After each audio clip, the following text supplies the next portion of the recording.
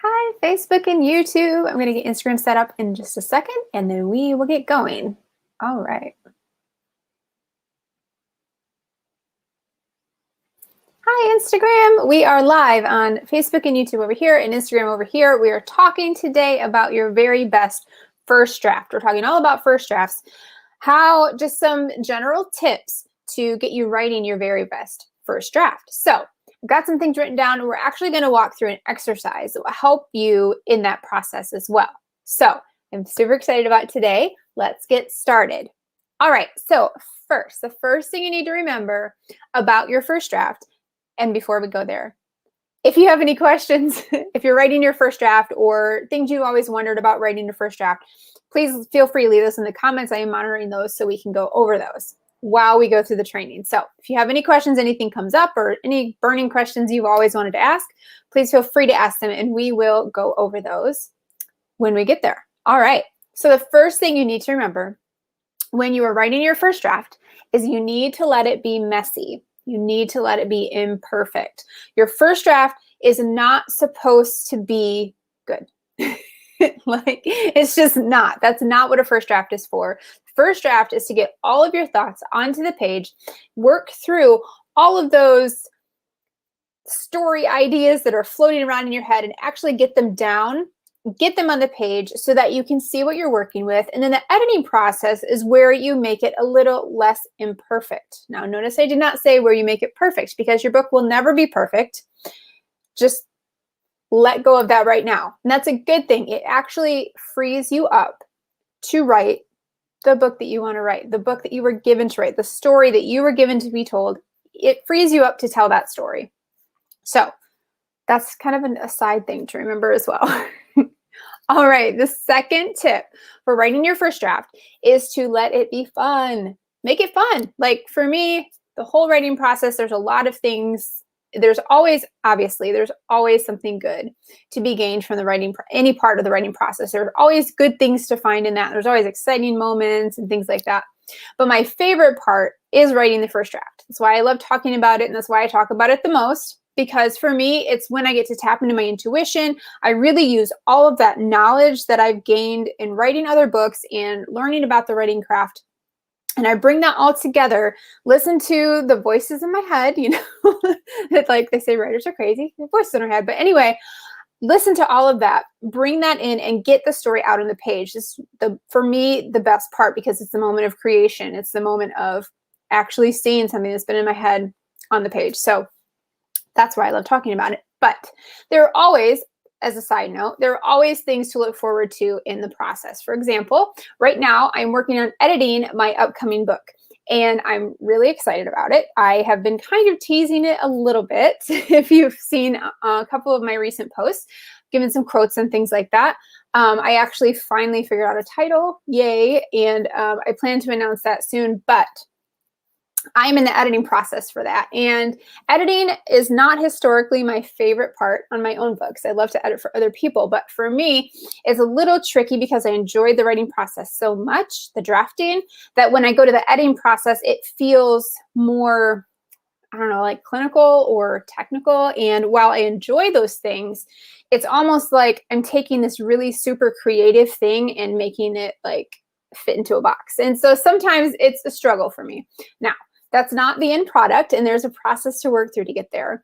But in the editing process, why I kind of went off on this tangent, during the editing process, I think even this morning, I actually figured out some of those plot holes that were just driving me crazy. I think it's fine. Like I keep doing that every day. Like I work on it, add some stuff, tweak some stuff, and then I'm like, okay, I'm going to read it in the morning and see if it's good. And then so I still need to do that. But working through those things, and it's very satisfying to finally get there in the editing process. And then, of course, when you're publishing your book and you actually hold the physical book in your hand, it feels so good. And your book launch day is very exciting. So there's always things to be excited about. But if writing your first draft is not one that gets you super excited, or if there's a hard part, because even though it's my favorite part of the process, there are still days when it's hard, make it fun. Do what you can to make it fun, whether it's, and we'll talk about part of this later, but for me, I like to use a writing playlist. I like to as I'm writing, especially if it's a longer book. So the book that I'm working on now that I plan to release next, I actually wrote in 11 days because I had some stuff going on in my life, and writing is a form of therapy for me. So I actually just kind of cleared my schedule and I wrote for 11 days and got the book done that way, because it was just a point in my life where I really just needed that release. And so I didn't really have much time to set up a playlist for that book. I have now that I'm in the editing process. But most books, they take me significantly longer, especially because they're longer books as well and in a different genre. So there's a lot more moving pieces. But I create a playlist to listen to, and sometimes a shorter playlist that would be kind of like if it was a movie soundtrack, and I just would get that playlist there. And back when I was working a full-time job and I was commuting to work, like, do people still do that? I would listen to that playlist to get me excited about getting back to writing to and from my job. So yeah, so it's just, there's a lot of different ways to make it fun. Tapping into your intuition, that's a big one for me. That's how, for me, that it's fun. Because if I have everything planned out and like, this is this scene, I'm going to write this scene and this scene and this scene, which is referred to as plotting, which does not work for me. I know it works for a lot of people. And if it works for you, perfect. Do not change that. But for me, I have to just kind of allow my intuition to guide. And that is what makes it fun for me. Hi, thank you for joining. Yay, we're talking about first drafts today. So much fun. Yes. And then another way you can make it fun, if this works for you, it helps you stay accountable, is to use a word count tracker. So I actually have a free word count tracker. It is in the link in my bio on Instagram. I will also put it in the IGTV replay description if you are watching the replay. And then it's also in the description on Facebook and YouTube as well. So free word count tracker, it's just something that gives you a little bit of encouragement, a little bit of knowledge, and then a place for you to kind of go crazy and get creative. I know some people like to use different colors for amount of words, or just do a check mark, or whatever it is that helps you stay on track, gives you those kind of like built-in rewards, which we'll talk about in a minute. But the word count tracker is a really fun way to do that. Just think about, for you, what makes it fun. Maybe it's that you allow yourself to write in bed. If that's like the most comfortable place, it feels just luxurious, and you just get to cozy up in the covers and type away. That's one of my favorite places to write.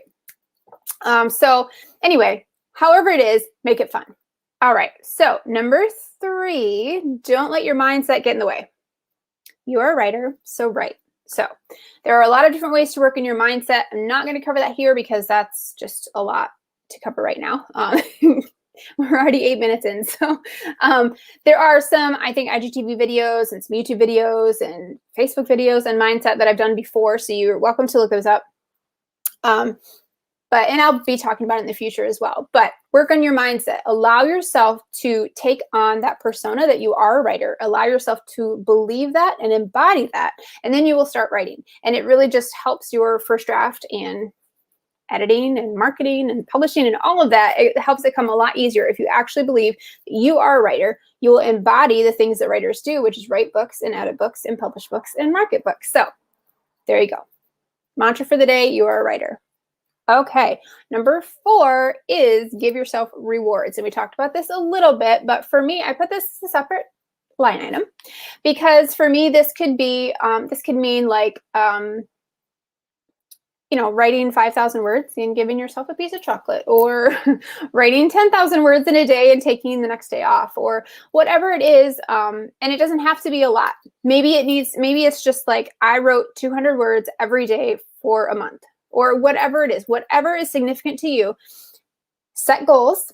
And we're going to talk about that in a minute too. Set your goals and then reach those goals. And once you reach those goals, give yourself rewards for those. So it doesn't have to be food, obviously. It could be, an episode of your favorite TV show, or a walk outside, which is even better because then that's also self-care. So whatever it is, a bath, if that's your thing. So whatever it is, definitely give yourself rewards for that. Okay, so number 5, and again, word count tracker helps you track those things. And if you, and again, that is available on IGTV No, in the IG bio, there's a link to it there. And then on the description and Facebook and YouTube as well. Free word count tracker for you to help you stay accountable. And when you use the word count tracker, you could say, hey, maybe I color this in a different color. And once I get there, then I give myself a reward. So it's just it all works together. You know, it makes sense to you. Okay. So number 5 is remember why you wanted to write in the first place. Why was writing this book so important to you that you actually sat down and wrote it? What about it resonated with you so strongly that you felt the need, the compulsion, fill in the blank, you felt like you had to write this book? Tap into that, figure out your why. Maybe you just had a story and it just has to get out. Maybe you envision your stories getting out into the world and giving people a place to escape when reality gets too tough, which we all know about that lately. So just think about those certain things. Think about what your why is, and this just works for anything, even just not a book, but whenever something gets difficult, whenever something is tough and you're having trouble with your motivation, tap into that why. Think about why you're doing something, and then it'll become much easier because you have a higher purpose than just sitting down and typing out 500 words that day or whatever your goal is. You'll have an actual purpose and you'll know the reason behind why you're doing this. All right. So and my hair is just like in my face today, so I apologize. I keep touching my face. But anyway, number 6, set yourself up to win. Yeah. Basically, make it easy to write. So whatever helps you get in that mood, whether it is listening to a play, even if you don't write or listen to music while you write, you could have maybe a playlist that helps you get in the mood. Maybe you have like a hype playlist for your writing, or maybe you do some breath work before you get started. Maybe, just 5 deep breaths in and out help you kind of focus and center, get in that mindset. Maybe for me, and I know some people, this is kind of a controversial thing, but for me, I go back and read what I wrote the day before, especially when I'm actively working on a draft.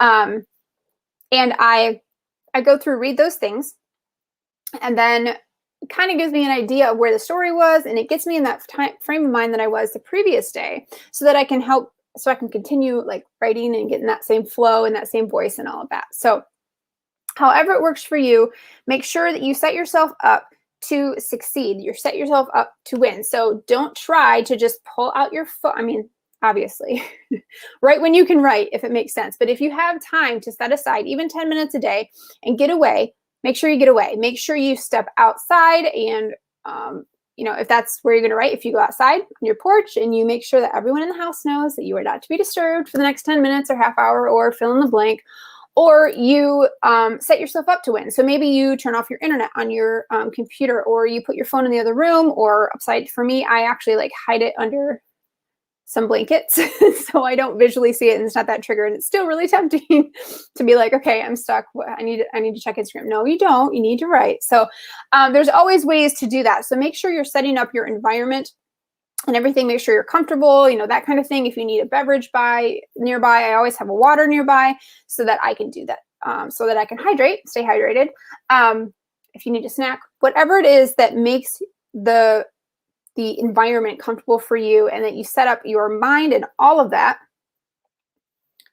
do that to help you get focused to actually write your first draft.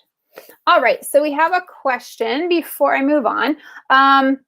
Actually, no, I've got one more point and then we'll answer the question. So number 7 is to create a plan. So create a plan for your writing. And I've talked about this before, but give yourself goals. Say if you are going to, I'm going to write 500 words a day, then you set aside a time that you're going to sit down and do that. Or if you're going to, say maybe I'm just going to write for a half an hour every day, or I'm going to write from 5:30 to 6 a.m. every day. Good for you if you're going to do that.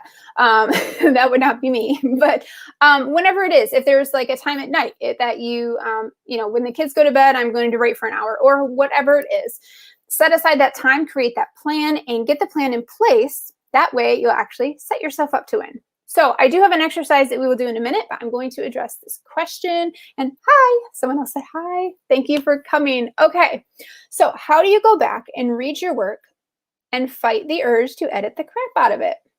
Good question. I am so glad you asked, because this is one of my favorite things to talk about, because it is a little controversial, but that's okay. So, so for me, I know a lot of people say, do not edit your first draft. I agree with a caveat. So when I am, okay, so going back to what I said at the beginning, your first draft is meant to be imperfect. It's meant to be messy. And the reason that is because when you go through the editing process, things will get deleted, things will get added. The book in its entirety, as you see it right now, as you're writing it, is going to change. So when I go back, because I mentioned I will like go back and read what I wrote the day before, just to kind of get myself in the right mindset. I will, as I'm doing that reading, do a little bit of tweaking. Now, that might just be my inner editor that I just cannot help myself, but I don't go into any kind of like huge detail. If there's like a glaring issue and I'm like, wow, this is really telling, I need to show here, and I know what the issue is, I could maybe fix that slightly. If I like notice that I need a comma here or something, I'll put it in because my inner editor just cannot help herself because I do it professionally. So I just can't help myself there. But obviously I'm not taking a lot of detailed work. I'm not going, okay, this is not the exact perfect word here. Maybe I will make myself a note and just, for me, I like to make a bookmark, like highlight it and make a bookmark, and then leave myself a note. That's just how I do it. Sometimes you could leave a comment or write it in the text. Sometimes I know some authors do that, just to leave yourself a note, just like, hey, you need to fix this later, or I'll just put like synonym and then move on. So that's kind of how I do it. Now, if there was one case, and I just did a reel on this about when I wrote this really awesome scene. So like, it was like one of my favorite scenes. And I'm like, oh, this is so good. It's going to be so much fun. It was kind of a steamy scene, but it wasn't like descriptive or anything. It was all off page, that kind of thing. But it was like this really fun, like, yeah. So I was super excited about it. I was like, oh, this is such a great scene. I'm so excited. And just like, and I knew in my head how it felt and how it was like how it felt to be in that scene and reading that scene. And I was like, oh, cool. So the next day I went back and I read it back and it was not as good as I remembered. So I did in that case tweak the scene a little bit. The reason I will say this, it may be a scene that gets cut. I doubt it, but it might be. It might be something that gets completely tweaked and changed and whatever.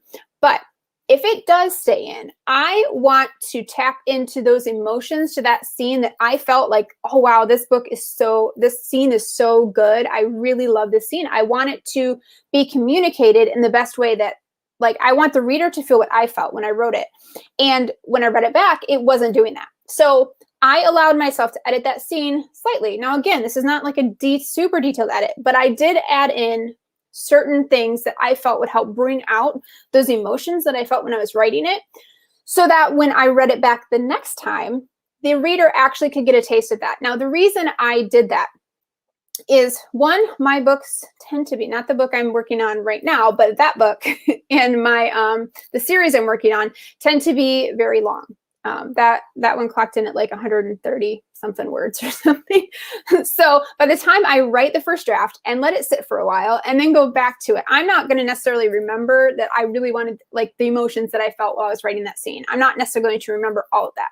So for me, it's important when I go back and just kind of 24 hours later, read back what I wrote, tweak it, make sure it's communicating the emotions that I felt and wanted the reader to feel adequately.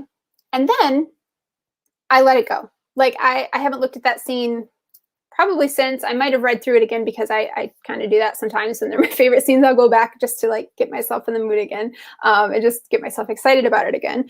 But for the most part, I haven't really touched that scene. So I am letting that scene, I'm letting the whole book rest while I'm editing this other one, and getting that ready for publication. And then I'll go back and edit it and look at it and kind of see where it is, a couple months after I wrote it. So that was a long-winded way of saying you have to find a process that works for you. If it works for you to go back and do a few little tweaks, again, don't spend much time on it because it could get deleted. It could be changed a lot. It could be just, whatever. It could be not actually end up in your final product. So don't spend a ton of time on it. But I don't think that it is a bad thing to go back and do a few little edits on your way, because by the time I get to the end of my first draft, which is technically, is that kind of first and second draft, like 1.5? I don't know, because I've done a little bit of editing. But by the time I get to the end, it's enough that like my alpha readers aren't going to be distracted by a lot of missing words, a lot of misspellings, a lot of like terrible punctuation, that kind of thing. So, because that's for me typically when I send it to alpha readers. So I hope that kind of explained what you were talking about. Like, that's just my process. So everyone has their own process, and you have to do the work yourself to figure out what process works for you. So if you are determined that you're going to plot your book and it doesn't work for you, there's nothing that says you have to plot your book. I don't plot my books. Like, I just don't. Like, it may change in the future. I've known authors who switch back and forth, and that's totally fine. Sometimes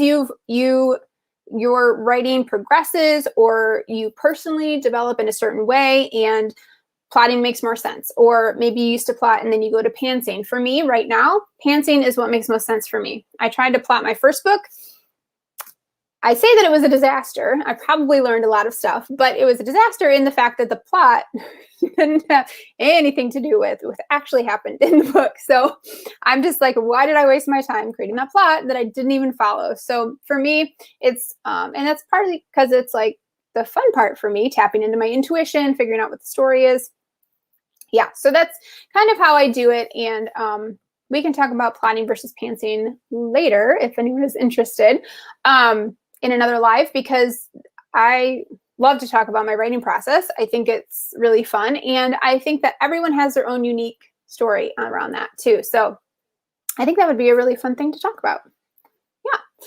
Hi, thank you guys for showing up. I really appreciate it. Okay, so before we go, I wanted to walk us through an exercise that will help you kind of get your mind in that right space for finishing your first draft and actually seeing the first draft in your hand, actually being able to type the end and getting that kind of reward. So for just a moment, you will just kind of clear your head. I'm not going to do any kind of weird breath work or anything. It's not weird, but we're not going to do anything like that. But if it helps for you to close your eyes, do that. Now, what I want you to do is take a minute, and it does help to have a deep breath and exhale out of your mouth just to, clear your head. But I want you to tap into what emotions you will feel when you finish your first draft. So imagine that you actually just typed the end. Maybe you immediately get on Instagram and you share that. Or maybe you, text your author friends, or you let your sister know, or whoever it is that you share that with, or however you celebrate. Some people have a routine at the end of a book. But when you type the end, what will you feel? Think about that. And then once you decide what you feel, maybe you will be excited. Maybe you will feel relieved that it's done. Maybe you will feel accomplished or proud.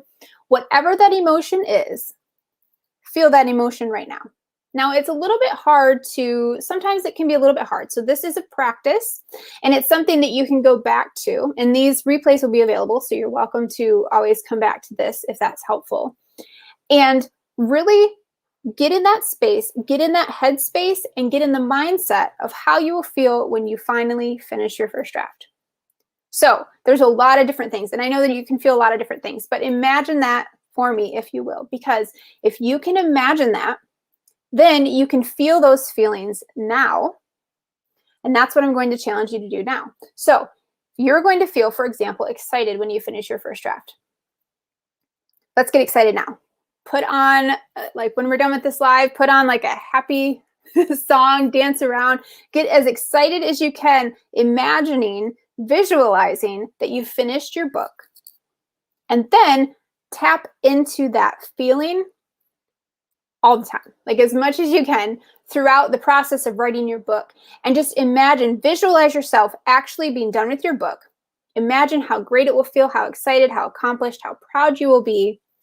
And every time you feel like it might be drudgery or it just is not feeling so good, tap into that excitement again. If it's a playlist that helps you get into the mood and there's a certain song, cool. Get back in that mode, because the more you can embody those feelings that you will feel when you accomplish something, the more you will actually be bringing that into your present reality. So the more you can feel the feelings, the easier it will be for you to actually accomplish that goal.